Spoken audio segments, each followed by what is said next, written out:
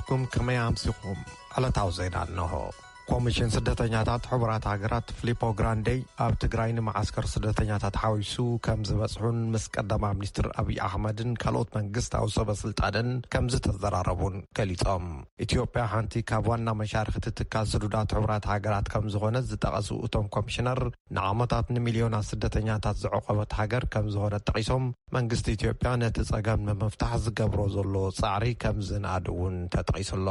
ኣብ ትግራይ ዝተዓዘብዎ ሰብኣዊ ኩነታት ኣዝዩ ዘሻቅል ከም ዝኾነ ዝሓበሩ ኮሚሽነር ፊሊፖ ግራንዴ ሰባት ኩሉ ዓይነት ደገፍ ኣድልይዎም ኣሎ መግብን ዘይምግባዊ ዓይነታት መድሃኒት ጽሩይ ስተማይ መጽለሊ ምቁራጽ ኣገልግሎታት ባንክን ቴሌፎንን ድማ ንስቓይ ህዝቢ ኣጋዲድዎ ኣሎ ስለዚ ምጅማር እዞም ኣገልግሎታት ቀዲሙ ክስራዕ ኣሎ እዩ ኢሎም ብዛዕባ ማዓስከራት ስደተኛታት ክዛረቡ ከለው ሕጡቃት ናብቶም ማዓስከራት ከም ዝኣተው ቀትለት ጫዊኻ ሙሳድ ዝተወሰኑ ብሰራዊት ኤርትራ ተገዲዶም ንኤርትራ ከም ዝተወሰዱን ተዛሪቦም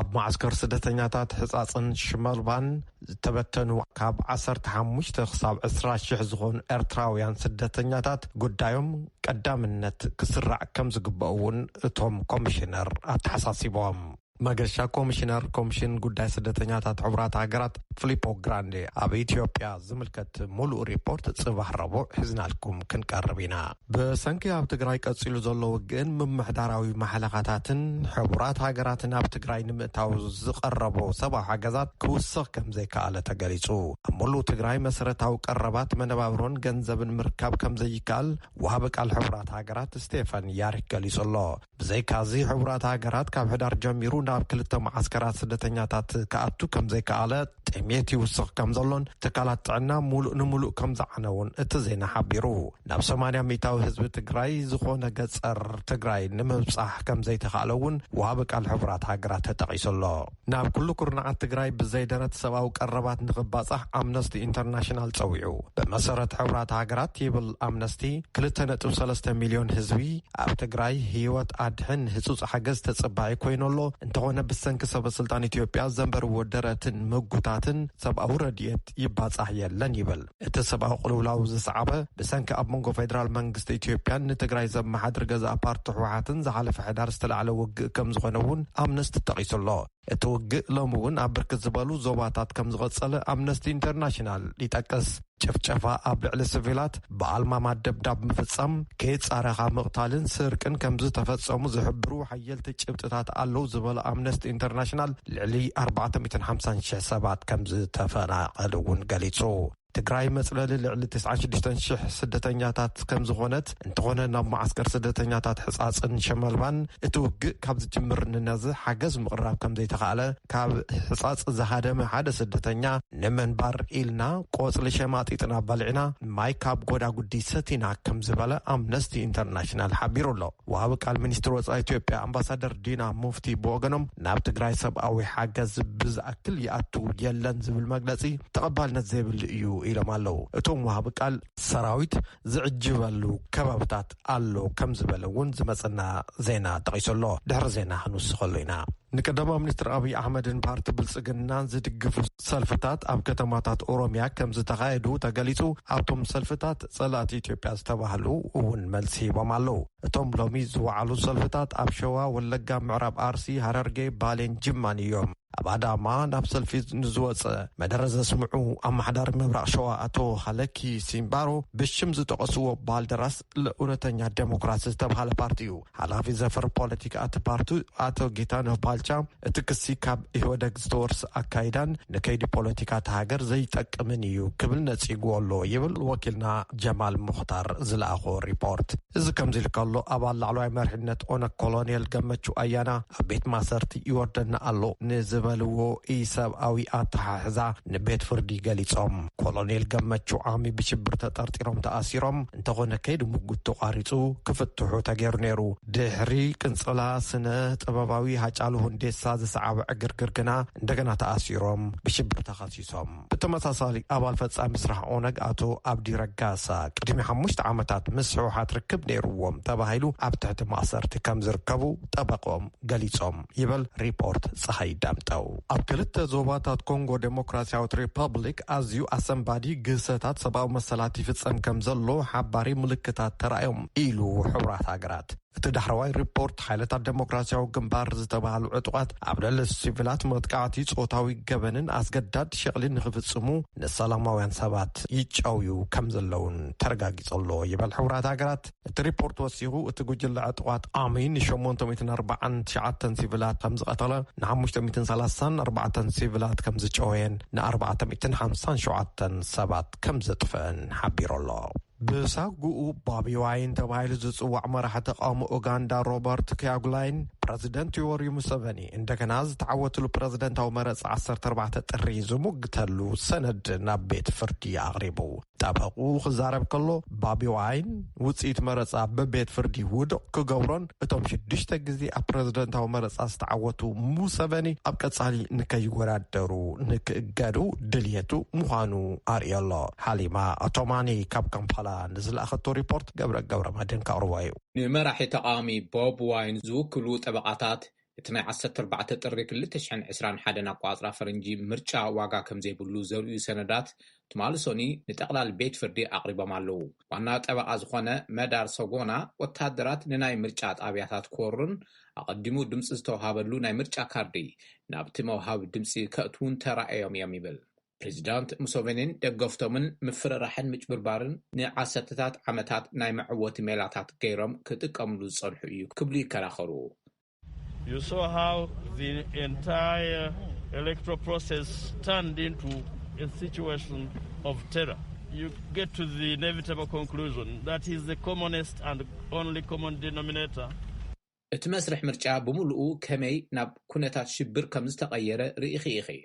ኣብ ናይ ምርጫ ህውከት ታሪኽና ንሱ ብሕታዊ ተዋሳኣይ ምዃኑ ኣብ መደምደምታ በፂሕና ኢና ሙሴቬኒ ዝሳተፈሉ ዝኾነ ይኹን ምርጫ ሰላማዊ ምርጫ ከም ዘይኸውን ፈልጥ እቲ ሕገ መንግስቲ ዝጠልቦ ነፃን ፍትሓውን ምርጫ ክኸውን ኣይኽእልን ኢሉ ወግዓዊ ውጽኢት ምርጫ ከም ዝሕብሮ ሙሴቬኒ 58 ሚእታዊ ድምፂ ብምርካብ ንሻልሻይ ግዜ ስዒሮም ኣለዉ ዋይን 35 ሚእታዊ ብምርካብ ካልኣይ ሰጎና ናይ ዋይን ሃገራዊ ናይ ሓድነት መድረኽ ፓርቲ ኣብ ሕድሕድ ብርኪ መስርሕ ናይቲ ምርጫ ምቕጥቃጥ ደገፍትን ሰበስልጣን ወፍሪ ምርጫን ሓዊሱ ፈተናታት ገጢምዎ ኢሉ ዋና ጸሓፊ ገዛኢ ፓርቲ ምንቅስቓስ ሃገራዊ መኸተ ጃስቲን ሉማምባ ናይ ሕጊ ሰሙኦም ናይቲ ፓርቲ ሕጽያት ክንደይ ድምፂ ከም ዝረኸቡ ንዝገልጹ ቅጥዕታት ካብ ናይ ምርጫ ጣብያታት የረጋግጹለዉ ኢሎም መረጋገጽ ቅጥዕታት ፕሬዚዳንታዊ ውጽኢት ካብ ሃገራዊ ኮሚሽን ምርጫ ረኺብና ኣለና መልሲ ክንህብ ኢና እዮም ኢሎም ናይ ሙሴቬኒ ውጽኢት ኣብ ፈተና ከኣቲ እዚ ንራብዓይ ግዜ እዩ ዋላ እኳ ብርክት ዝበሉ ጉድለታት እንተነበሩ እውን ነቲ ምርጫ ንምልዋጥ እኹል ብዘይምንባሩ ክልተ ክስታት ብውሳነ ቤት ፍርዲ ተሳዒሮም እዮም ገብረ መድህን ካብዚ ካብ ሲልቨር ስፕሪንግ ሜሪላንድ ይቕንየልና ገብረ ደቡብ ኣፍሪካ ንኻልኣይ ዙር ምግፋሕ ለበዳ ኮቪድ-19 ተሰጊራቶ ኢሎም ፕሬዚደንት ራማፎዛ ድሕሪ ምጅማር ክታበፀረ ቫይረስ ኮሮና መፍኳስ እገዳታት ከም ዝህልውን ኣተንቢሖም ንሶም ነዚ መግለፂ እዚ ትማልሶን ይዝሃቡ ደቡብ ኣፍሪካ 1.2 ሚልዮን ክታበፀረ ኮቪድ-19 ኣብ መዕርፎ ነፈርቲ ጆሃንስበርግ ድሕሪ ምርካባ እዩ እቶም ፕሬዚደንት ፈለማ ሓኻይም ስዒቡ ኣገደስቲ ሰራሕተኛታት ልዕሊ 60 ዓመት ዝዕድሚኦም من حضور حمامات زلومن سبات كم እውን ኣብ መጽለል ኣረጋውያን ዝነብሩ ሰባትን ከም ዝኽተቡ ኣፍሊጦም ኣለዉ ለበዳ ኮቪድ-19 ዘርኣው ኣፈላላይን ዝጠንቁ ኣብ ዩናይትድ ስቴትስ መጠን ርእሰ ቀትለት ኣብዛ ትዛዘም ዘላ ዓመተ ፈረንጂ ከም ዝንሃረ ሓደ ሓድሽ መጽናዕቲ ኣረጋጊጹ እቲ ትማል ሶኒ ምሸት ብኮሚሽን ገበንን ኮቪድ-19 ዘፈር ገበናዊ ብይንን ወግዓዊ ዝተገብረ መጽናዕቲ ኣብ 34 ክፍላተ ግዛኣታት ዝተኻደ መጽናዕቲ ሒዙሎ ምስ ቅድሚ 2 ዓመት ዝተረኸበ ውጽኢት ተመሳሳሊ ጸገም ብምንጽጻር መጠን ርእሰ ቀትለት ኣብ ዩናይትድ ስቴትስ ሎም ዘበን ብ30 ሚታዊ ወሲኹ ይረኣይ ዕጽዋ ብሰንኪ ኮቪድ-19 ንሰባት ኣብ ትሕቲ ከቢድ ኣካላዊ ኣእምሮኣዊ ስምዒታውን ፋይናንሳዊ ጸቕጢ ከም ዘውድቖምን እቲ መጽናዕቲ ኣረጋጊጸሎ ኣብ መወዳእታ ኣባል ሓይሊ ባሕሪ ዩናይትድ ስቴትስ ዝነበረ ጥሮተኛን ወዱን ንኣቦ ወንበር ኩባንያ መኪና ኒሳን ዝነበረ ካርሎስ ጎስ ብሳንዱቕ ሓሽጎም ካብ ጃፓን ኣውፂኦምዎ ተባሂሎም ተኸሲሶም ክልቲኦም ተኸሰስቲ ኣሜሪካ ናብ ጃፓን ኣሕሊፋ ንከይትህቦም እውን ተማሕፂኖም ኣለዉ ዜና ተፈጺሙ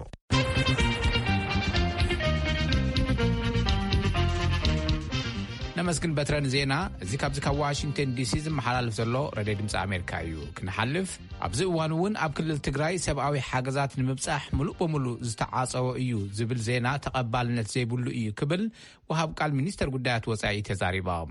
ኢትዮጵያ ካብ ሓድሽ ምሕዳር ዩናይትድ ስቴትስ ትጽበዮ ሰናይ ርክብ ከም ዝኾነን ነዚ ዘርኢ ድማ ጽቡቕ ጅማረ ከም ዘለውን ገሊጾም እዮም ናይሎም ዘበን ኣኼባ ሕብረት ኣፍሪካ እውን ብቪዲዮ ኮንፈረንስ ኣቢሉ ከም ዝካየድ ኣፍሊጦም ኣለዉ መለስካቸው ኣምሃ ካብ አዲስ አበባ ዝራኾ ጸብጻብ ሳራፍ ሰሃየክ ተርቦያ ኣብ ክልል ትግራይ ዘለህሉ ኩነታት ሰብአዊ ሓገዝ ለምውን ኣብ ክልተ ሓሳባት ተኸፊሉ ይርከብ ወሃብ ቃል ሚኒስትር ጉዳያት ወጻኢ አምባሳደር ዲና ሙፍቲ ናይ ዝሓለፈ ሰሙን ዲፕሎማሲያዊ ፍጻመታት አመልኪቶም መግለጺ ኣብ ዝሃብሉ እዋን ካብ ተሳተፍቲ ጋዜጠኛታት ዝቐርቡ ዝነበሩ ሕቶታት መብዛሕትኦም ኣብ ዝርእሰ ጉዳይ ዝጠመቱ ነይሮም አምባሳደር ዲና ሙፍቲ ደጋጊሞም ካብ ዘልዓልዎም ሓሳባት ሓደ ኣብቲ ዝሓለፈ ሰሙን ኣብ ውድብ ሕቡራት ሃገራት ላዕለዋይ ኮሚሽነር ስደተኛታት ፊሊፖ ግራንዴ ኣብ መወዳእታ ዝሓለፈ ሰሙን ኣብ ክልል ትግራይ ንዝገበርዎ ዑደት ዝጠመተ ነይሩ ምስ ምክትል ቀዳማይ ሚኒስትርን ሚኒስትር ጉዳያት ወጻኢን ሰፊሕ ዘተ ከም ዘካየዱ ዝሓበሩ እቶም ወሃብ ቃል ፊሊፖ ግራንዴ ዘልዓልዎም ሓሳባት እዮም ዝበልዎም እውን ንጋዜጠኛታት አካፊሎምም እዮም ኮሚሽነሩም በአካልም ጭምር ስላገኙት ለተደረገላቸው ማብራሪያና ለተሰጣቸው እቶም ኮሚሽነር በአካል ስለዝተረኽቡ ዝተወሃብዎም መብርህን ዝተገብረሎም ምትእንጋዳትን አመስኪኖም እዮም ኣብቲ ከባቢ ኸይዶም በአካል ክዕዘቡ ብምኽኣሎም ዝተሰምዖም ገሊጾም እዮም ወገን ኢትዮጵያ ዝስራሕ ዘሎ በሐቅነት ዘሎ ዘርአይ ምዃኑ ባዕሎም አረጋጊጾም ዝተመልሱሉ ኩነታት እዩ ዘሎ ከምቲ ትፈልጥዎ ምስ ሰብአዊ ሓገዛት ምብጻሕ ተታሒዙ ዝተፈላለዩ ጥርዓናት ብዝተፈላለዩ መራኸብቲ ማዕከናትን ወገናትን ብዙሕ ይበሃል ነይሩ እዩ ሎሚ ኣብዚ በአካል ተረኺቦም ብፍላይ ዝምልከቶም ወገናት ከም UNHCR ዝበሉ እዚ ክሪኡ ምኽኣሎም ዓብይ ነገር እዩ እዮም ዝበሉ ጋዜጠኛታት እውን ካብ ዝተፈላለዩ አካላት ዝረኸብዎም ሓበሬታታትን ነቶም ዝተባህሉን ሓዊሶም በመልዓል ሕዚ እውን ኣብ ትግራይ ህጹጽ ሓገዝ ንዘድልዮ ህዝቢ ሓገዝ ንምብጻሕ ኩሎም መገድታት ዝተዓጹ ምዃኖም በመጥቃስ ዝተፈላለዩ ሕቶታት አቕሪቦምሎም እዮም ብተመሳሳሊ ዋና ጸሓፊ ኣማኻሪ ስደተኛታት ኖርዌይ ያን አግሊያንድ ሰራሕተኛ ሓገዝ ወሃብ ኮይነ ኣብ ስራሕ ኩሎም ዓመታት ጸገሞም ዝያዳ ኸፊኡ ተጨኒቖም ንነዊሕ እዋን ሓገዝ ዝሓቱ ህዝቢ ኣብ ዘለውሉ እዋን ሰብአውያን ሓገዝ ወሃብቲ ንኸይኣቱ ፍቓድ ንምሃብ ከምዚ ዝበለ ዓንቀፋይን ኣጸጋማይን ዝኾነ ኣጋጣሚ ረኺበ ይፈልጥን ኢሎም እዮም አምባሳደር ዲና ሙፍቲ ነቶም ሕቶታት ከም ዝኽብሎ መልሲ ሂቦምሎም እዮም ኮሪደር ዝግነ የሚለው ወራቅ ያሉ ሰዎች ሊያምኑት ይችላሉ ግን እቲ ባይታ ዕጽዩ ዝብል ሕቶ ምናልባት ርሒቆም ዝርከቡ ህዝብታት ከልዕልዎ ይኽእሉ ይኾኑ ንሕና ግን ደጋጊምና ነልዕሉ ሕቶ ይኮነን ምኽንያቱ እቲ መገዲ ክፍቲ እዩ ዘሎ ክንደይ ዝኣክል ዝብል ምናልባት ምርኣይ ይከኣል ይኸውን 122 ሓገዝ ዝህቡ ጣብያታት ኣለዉ እዩ ዝብል ተኣታታዋይነቱ ግን 100% ክፍቲ እዩ ዝብል ኣይኮነን ዘርኢ ኣብ ዝተወሰኑ ከባብታት ክፍቲ ዘይክኸውን ይኽእል እዩ መንግስቲ ኣብ ዝኣተወሎም ከባብታት ግን ክፍቲ እዩ ንኣብነት ሚኒስትር ሰላም ምስ ዝተፈላለዩ አካላት ወሃብቲ ሓገዝ ኮይኑ ሓቢሮም ይሰርሑ ኣለዉ ኣብ ከባብታት ተከዘግና ኣነ ብዙሕቲ ከባቢ ስለ ዘይፈልጦ እትፈልጡ እንተሃሊኹም ክትሕግዙን ትኽእሉ ኢኹም እቲ ሓይሊ ዝተሓብአሎም ከባብታት ክህሉ ስለ ዝኽእል ንድሕንነቶም መስቃ እዩ ካብ ዝብል እዩ ካልእ ዝተሓብአ ነገር የለን እዮም ዝበሉ አምባሳደር ዲና ኣብቲ ሎሚ ዝሃብዎ ሰሙናዊ ጋዜጣዊ መግለጺ ካብ ዘልዓልዎም ነጥብታት ሓደ ኣብ መንጎ ኢትዮጵያን ዩናይትድ ስቴትስን ዘሎ ርክብ እዩ ብፍላይ ኣብ ቀረባ እዋን ኣብ ኢትዮጵያ ዝነበሮም እዋን ስራሕ ወዲኦም ናብ ሃገሮም ዝተመልሱ አምባሳደር አሜሪካ ኣብ ኢትዮጵያ ማይክል ራይነር ርክብ ክልቲአን ሃገራት ንምጥንኻርን ኣብዛ ሃገር ኣብ ቀረባ እዋናት ዝመጹ ለውጥታትን ብዝግባእ ተረዲኦም ካብኦም ዝድለ ዝገበሩ ዲፕሎማት ነይሮም ክብሉ ይዛረቡ የአሜሪካ አምባሳደር ራይነር የተባሉት 3 ዓመት ተኩል ዝቆዩትም በዚሁ ሳምንት ነበር የተሰናበቱት ሳቸውም ለኢትዮጵያ ራይነር ዝተባህሉ አምባሳደር አሜሪካን 3 ዓመትን ፈረቃን ጸኒሖም ኣብዚ ሰሙንዮም ስርሖም ወዲኦም ዝተመልሱ ንሶም ንርክብ ክልቲአን ሃገራት ንምጥንኻር ዝገበርዎ ኣስተዋጽኦ ብምክትል ቀዳማይ ሚኒስትርን ሚኒስትር ጉዳያት ወጻኢን ምስጋና ቀሪብሎም እዩ ናይ ኢትዮጵያ ለውጢ ብምርዳእን ህዝቢ አሜሪካ ክርድኦ ብምግባርን ንዝገበርዎ ኣስተዋጽኦ ድሓር እውን ንዝነበሮም ግደ ምስጋና ቀሪቦምሎም እዮም እቶም አምባሳደር እውን ርክብ ክልቲአን ሃገራት ንምጥንኻር ኣብ ዝኸድዎ ኩሉ ከም ዝጽዕሩ ኣረጋጊጾምሎም እዮም ዝቕጽሉ አምባሳደር እውን ከምቲ ናቶም ግደ ከም ዝጻወቱ እዮም ተስፋኦም ዝገለጹ እዮም ዝበሉ ጋዜጠኛታት እውን ኢትዮጵያ ካብ ሓድሽ መምሕዳር ዩናይትድ ስቴትስ እንታይ ትጽበ ክብሉ ሕቶኦም አቅሪቦምሎም እዮም ጥሩ ግንኙነት ከአሜሪካን መንግስት ጋር በአጠቃላይ ከአሜሪካ አድሚኒስትሬሽን በተለይ ጥሩ ግንኙነት እንፈልጋለን ነው ስለዚህ ከዚህ ቀደም ጽቡቅ ርክብ ኢና ንጽበ ቅደም ክብል ኣብ መወዳእታ እዋን መምሕዳር ትራምፕ ንዝነበረ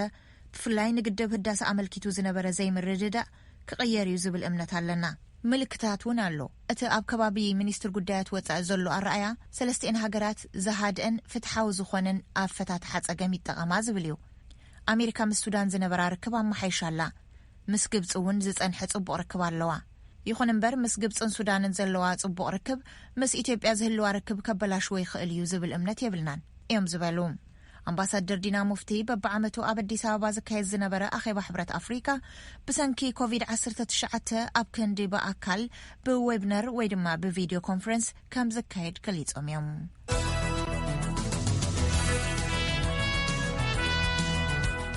ናይ ፕሮግራም መላለይ ሬድዮ ድምፂ ኣሜሪካ ኣገልግሎት ቋንቋ ትግርኛ ብ9485 ብ12040 ብ13765 ኪሎ ሄርዝ ወይ ከዓ ብ31 ብ25 ብ22 ሜትር ባንድ ቀዳመ ሰንበት ይመሓላለፍ። መደብ ቀዳመ ሰንበት ብሳተላይት ጥራሕ ክመሓላለፍ ጸኒሑ። ኣብዚ እዋን እዚ ግን ልክዕ ከምቲ ካብ ሰኞ ክሳብ ዓርብ ዘሎ ደድሕሪ ቋንቋ ኣምሓርኛ ብዘይካት ብሳተላይት ብተወሳኺ ብሬድዮ እውን ከም ዝመሓላለፍ ክንሕብረኩም ንፈቱ። ሬድዮ ድምፂ ኣሜሪካ ኣገልግሎት ቋንቋ ትግርኛ።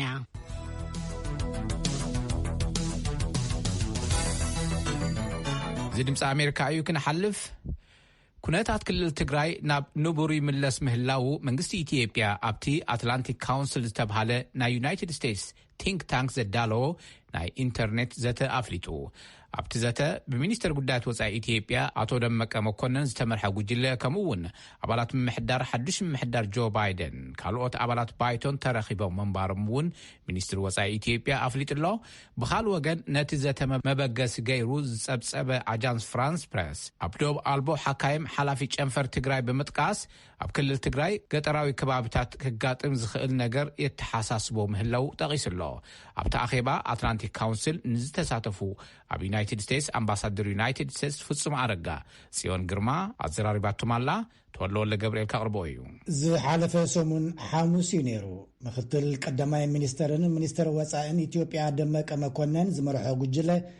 ኣብቲ ብኣትላንቲክ ካውንስል ዝተዳለወ ዘተ ተረኺቡ ብዛዕባ ክልል ትግራይ ዝለዓሉ ሕቶታት ብዝምልከት መብርሂ መሃቦም ዝግለጽ ዘሎም ኣብ ዩናይትድ ስቴትስ ኣምባሳደር ኢትዮጵያ ፍጹም ኣረጋ ኣብቲ ኣኼባ ተሳቲፉ ነይሩ። ብዛዕባኡ እውን ንቪኦኤ ከምዚ ይብል።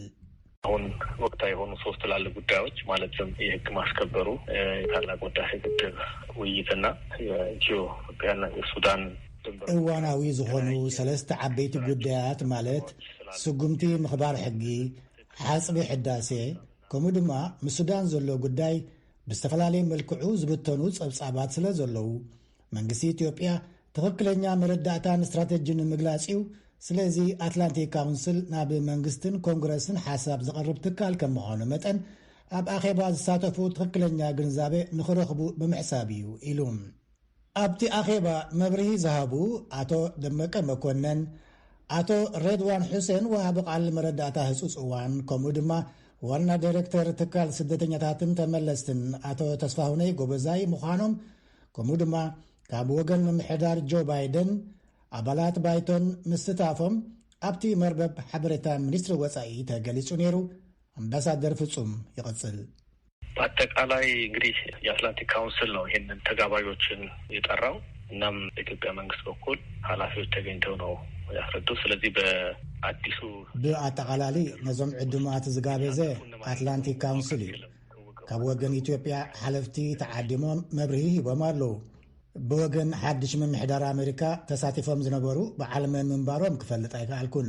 ግን ብድምር 32 ዝኾኑ ሰባት ምስታፎም ርኢ ኣለኹ ኢሉ ኣምባሳደር ፍጹም ኣረጋ። ንክልል ትግራይ ብዝምልከት ኣብ ልዕሊ መንግስቲ ኢትዮጵያ ዝለዓሉ ሕቶታትን ዝውርወሩ ክስታትን ብዝሕ ዝበሉ እዮም። ትግራይ ወራር ዝተፈጸማ ብሰራዊት ምክልኻል እዩ፣ ትሕቲ ቅርጽታት ፈሪሶም ልዕሊ 4.5 ሚልዮን ህዝቢ ህጹጽ ረድኤት የድልዮ፣ ነዚ ረድኤት ንምሃብ ዝደልዩ ዓለም ለኸ ትካላት ከም ድላዮም ተንቀሳቒሶም ረድኤት ክህቡ ኣይከኣሉን፣ በዚ ዝተላዕለ ሰብኣዊ ቅልውላው ይጋደድ ኣሎ፣ ንመጻኢ እውን ኣብ ኣስጋኢ ኩነታት ይርከብ ኣሎ ዝብሉ ይርከብዎም። ከምኡውን ሰራዊት ኢትዮጵያ ምስራዊት ኤርትራ ተሰሊፉ ኣብ ልዕሊ ሰላማውያን ሰባት ቅትለት ዘረፋ ዓመፅ ከምኡውን ካልኦት ኢሰብኣዊ ዝኾኑ መጥቃዕትታት ፈጺሞም ዝብል ክስታት እውን ብትካላት ኣህጉራዊ ተማጎቲ ሰብኣዊ መሰላት ይለዓል እዩ። ሓድሽ ምምሕዳር ባይደን እውን ብሚኒስትሪ ወፃኢኡ ገይሩ ወተሃደራት ኤርትራ ካብ ትግራይ ክወፁ ሓቲቱ ነይሩ። ኣምባሳደር ፍጹም ኣረጋ እዚኣቶምን ካልኦት ሕቶታትን ኣብቲ መብርሂ ተላዒሎም ምንባሮም ድሕሪ ምጥቃስ ዝተዋህበ መብርሂ ከም ዝኽብል በብተራ ይረድእ። የህወሓት ጽንፈኛ ቡድን በሰጠው አመራር መከላከያ ሰራዊታችን ላይ ከፍተኛ ጉዳት የሀገር ክህደት ጉዳት ጭምር ያለበት አድርሰዋል። ጽንፈኛ ጉጅለ ህወሓት ብዝሃቦ አመራርሓ ኣብ ልዕሊ ሰራዊት ምክልኻልና ከቢድ ጉድኣት ከምኡውን ክሕደት ሃገር ፈጺሙ ቅትለትን ዘረፋን ምስ ፈጸሙ መንግስቲ ግብረ መልሲ ብምውሳድ ሕጊ ናይ ምኽባር ስራሕ ሰሪሑ ኣሎ። ኣብዚ ግልፂ ክኸውን ዘለዎ ጉዳይ መን ከም ዝጀመሮ ባዕላቶም ብናቶም ሚድያ እውን ዝገለጽዎ እዩ። ሕጂ ንሰብኣዊ ኩነታት ብዝምልከት ዝስራሕ ዘሎ ኩነታት ናይ ምብራህ ኩነታት እዩ ዘሎ። 92 ናይ መከፋፈሊ መደበራት ኣብቲ ክልል ተዘርጊሑ መንግስቲ ናይ እኽሊ ረድኤት የቐርብ ከም ዘሎ ተወሳኺ ናይ መግብን መድሃኒትን ቀረባት ይቐርብ ምህላውን USAID ዝርከብዎም ዓለም ለኸ ትካላት እውን ይሕግዙ ከም ዘለዉ ካልኦት ክሕግዙ ዝደልዩ እውን ምስ መንግስቲ ብምትሕባር ክሰርሑ ከም ዝኽእሉ ተቐሚጡ ክንደይ ዝኸውን ድጋፍ ይቐርብ ምህላው ብዝርዝር ዝተሓበረሉ ኩነታት እዩ ነይሩ ኢሉ። ኣብ ክልል ትግራይ ኣብዚ ሰዓት እዚ ረድኤት ዘድልዮ ቁፅሪ ክሳብ 4.5 ሚልዮን ዝበፅሕ ከም ዝኾነ ኣብ ጊዜያዊ ምምሕዳር ትኽልል ሓላፊ ማሕበራዊ ጉዳያት ኣቶ ኣብርሃ ደስታ ንድምፂ ኣሜሪካ ገሊጹ ነይሩ። ቅድሚት ማሊ ጸብጻብ ዘውፅአ ኣሶሲየትድ ፕረስ እውን ኣብ መንጎ መንግስትን ሰራሕተኛታት ረድኤትን ካብ ዝተገብረ ኣኼባ ሰሊኹ ዝወፀ ሓበሬታ ብዝበሎ ኣብቲ ክልል ብስእነት መግቢ ሰባት ክሞቱ ጀሚሮም ኣለዉ ኢሉ ነይሩ። ነቲ ቁፅሪ ብዝምልከት ኣብቲ ኣኼባ ኣትላንቲክ ካውንስል ሕቶ ቀሪቡ ምንባሩ ዝጠቐሰ ኣምባሳደር ኢትዮጵያ ኣብ አሜሪካ ፍጹም አረጋ ንምላሽ መንግስቱ ይረድእ። እንግዲህ ግጭቱ ከመነሳቱ በፊት የህግ ማስከበር እርምጃው ከመጀመሩ በፊት በትግራይ ውስጥ 1.8 ሚሊዮን ህዝብ በሴፍቲኔት ፕሮግራም ታቅፎ እቲ ግጭት ቅድሚ ምጅማሩ እቲ ሕጊ ናይ ምኽባር ወፍሪ ቅድሚ ምጅማሩ ኣብ ክልል ትግራይ 1.8 ሚሊዮን ህዝቢ ኣብ ሴፍቲኔት ፕሮግራም ኣትዩ ረድኤት እናተቐበለ ዝነበረ ህዝቢ ነይሩ። ግጭት ድማ ናይ መጓዓዝያን ካልእን ስለ ዘተዓናቕፍ ናብ 700,000 ዝኸውን ተወሳኺ ነዚ ጸገም ክቃላዕ ከም ዝኽኣለ እዩ። ስለዚ ብድምር 2.5 ሚልዮን ዝኸውን ህዝቢ ግቡእ ረድኤት የድልዮ እዩ። ካብኡ ንላዕሊ ዝኾነ ቁፅሪ ኣሎ ዝብሉ ብግምት እዮም ዝዛረቡ። ብዙሓት ነዚ ኣሃዝ ዝህቡ ዘለዉ ኣቲና ክንጽብጽብ ሓበሬታ ክንረክብ ኣይከኣልናን ዝብሉ ተጠውዮም ድማ ቁፅሪ ይህቡ። ዝጋጮ ነገራት እዮም ዝህቡ። ብርግጽ ንህዝቢ ብምሕሳብ ከምኡ ይገብሩ እንተሃልዮም ጽቡቕ እዩ፣ ይሓግዙ፣ ነቲ ህዝቢ ይሓግዝዎ። ግን ብቁፅሪ ናይ ፖለቲካ መክሰብ ንምርካብ ዝግበሩ ነገራት ከም ዘለዉ ኢና ርኢና ዘለና። ስለዚ ትኽክለኛ መብርሂ ኢና ንሕቡራት ሃገራት ከይተረፈ ንህብ ዘለና። ሕቡራት ሃገራት ድማ ብብዙሕ መንገድታት ይተሓጋገዝ ኣሎ ኢሉ ኣምባሳደር ፍጹም ኣረጋ። ብኻል ወገን ኣብ ኢትዮጵያ ካብ ዝርከቡ 4 መዕቆቢ ስደተኛታት ኤርትራ ብወታደራት ኤርትራ ተታሒዞም ናብ ኤርትራ ዝምለሱ ኣለዉ ዝብል ንውሃቢ ቃል ሚኒስትሪ ወፃኢ ኣሜሪካ ብምጥቃስ ኣሶሲየትድ ፕሬስ ጸብጺቡ ነይሩ። ኣምባሳደር ፍጹም ኣረጋ ነዚ ብዝምልከት ኣብቲ ኣኼባ አትላንቲክ ካውንስል ዝተረኸቡ ሰበስልጣን ኢትዮጵያ መብርሂ ሂቦም እዮም ይብል። በአጠቃላይ እንግዲህ ኢትዮጵያ ውስጥ 6 የኤርትራ ስደተኛ ጣቢያዎች እንዳሉ 2 አፋር ውስጥ 4 ትግራይ ውስጥ ከአራቱ ደግሞ 2 ወደ ድንበር አካባቢና 2 ደግሞ ወደ በአጠቃላይ ኣብ ኢትዮጵያ 6 መዕቆቢ ስደተኛታት ኤርትራውያን 2 ኣብ ዓፋር 4 ድማ ኣብ ትግራይ ከም ዘለዉ ካብቶም 4 ድማ እቶም 2 ኣብ ከባቢ ዶብ እቶም 2 ድማ ናብ ማእከል ናብ ሽረ ከባቢ ከም ዘለዉ እዩ። ንሳቶም ድማ ኣብቲ መጀመርታ ሕጊ ናይ ምኽባር እዋን ጸገም ከም ዝነበሮም እዩ። ሕጂ ግን ብፍላይ እቶም ናብ ማእከል ዘለዉ ኣብ ጽቡቕ ኩነታት ከም ዘለዉ ናይ ሕቡራት ሃገራት ጉዳይ ስደተኛታት ኣትዩ ክሳብ ዝሕግዞም እውን መንግስቲ ኢትዮጵያ ብልቓሕ መልክዕ ዝተሓዝ ዝተፈላለየ ናይ መግቢ ቀረባት ክገብር ምጽንሑ ይፍለጥ እዩ።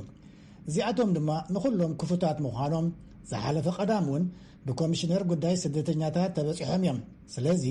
ምዚ ብዝተሓሓዝ ካብ ተሳተፍቲ ኣኼባ አትላንቲክ ካውንስል ዝቐርብ ሕቶታት ምላሽ ተዋሂብዎ እዩ ኢሉ ኣምባሳደር ፍጹም ኣረጋ ብዛዕባ ምእታዊ ሰራዊት ኤርትራ ናብ ኩናት ክልል ትግራይ ተደጋጊሙ ብዛዕባ ዝለዓል ድማ ኣምባሳደር ኢትዮጵያ ኣብ ኣሜሪካ ፍጹም አረጋ ከም ዝኽብል ንቪኦኤ ገሊጹ ኤርትራን ወታደሮች በኢትዮጵያ ውስጥ አሉ በሚል ተደጋጋሚ የሚገለጽ ነገር አለ። ይህን በተመለከተ የኤርትራ መንግስት አልገባሁም ብሎ መግለጫ ሰጥቷል። ወታደራት ኤርትራ ኣብ ኢትዮጵያ አለው ብዝብል ተደጋጋሚ ዝግለጽ ነገር መንግስቲ ኤርትራ ኣይኣተኹን ኢሉ መግለጺ ሂቡ እዩ። ካልኣይ ድማ መንግስቲ ኢትዮጵያ ንወታደራት ኤርትራ ዕድመ ከም ዘይገበረሎም ምህላዎም እውን ከም ዘይረጋገጸ እዩ በተደጋጋሚ ዝንገር ዘሎ። ሓደ ግልጽ ክኸውን ዘለዎ ነገር ግን ነቲ ዶብ ዝሕሉ ወታደራት መጥቃዕቲ ዶብ ዝሕሉ ማንም የለን። ሰራዊት ኢትዮጵያ ብሕወሓት ዝተታሕዘ እናሕደገ ናብቲ ዶብ ክሳብ ዝኣቱ ናይ ኤርትራ ሰራዊት ኣትዩ ኣይኣተወን ኢሉ መንግስቲ ኢትዮጵያ ከረጋግጸሉ ዝኽእል መንገዲ ዘሎ ኣይመስለንን ኢሉ አምባሳደር ፍጹም አረጋ አስዒቡ ሌላው በየቦታው የደረሱ በደሎች አሉ፣ ዘረፋዎች አሉ ለሚለው ይሄ ጥያቄ የሴኩሪቲ ካውንስል መድረክም ላይ ቀርቦ በተገኘ ካል አበየ ቦታው ተፈጸሙ በደላት አለው ዘረፋታት አለው ንዝብል ጽንፈኛ ጉጅለ ሕወሓት ካብ ዝነበሮ እና ለቀቀ ክወጽእ ከሎ 13000 ዝኾኑ ብከቢድ ገበን ተኣሲሮም ዝነበሩ ፈቲሕዎም ስለ ዝኸደ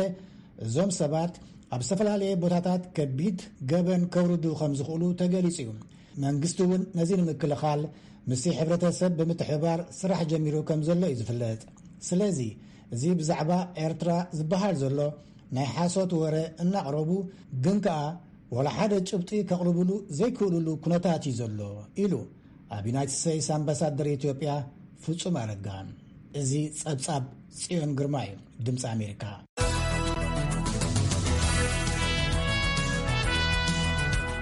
ናይ ፕሮግራም መላለይ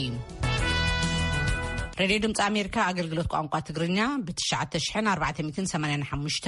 ብ12040 ብ13765 ኪሎ ሄርዝ ወይ ከዓ ብ31 ብ25 ብ22 ሜትር ባንድ ቀዳመ ሰንበት ይመሓላለፍ። መደብ ቀዳመ ሰንበት ብሳተላይት ጥራሕ ይክመሓላለፍ ጸኒሑ። ኣብዚ እዋን እዚ ግን ልክዕ ከምቲ ካብ ሰኞ ክሳብ ዓርብ ዘሎ ደድሕሪ ቋንቋ ኣምሓርኛ ብዘይካቲ ብሳተላይት ብተወሳኺ ብሬድዮ እውን ከም ዝመሓላለፍ ክንሕብረኩም ንፈቱ። ሬድዮ ድምፂ ኣሜሪካ ኣገልግሎት ቋንቋ ትግርኛ።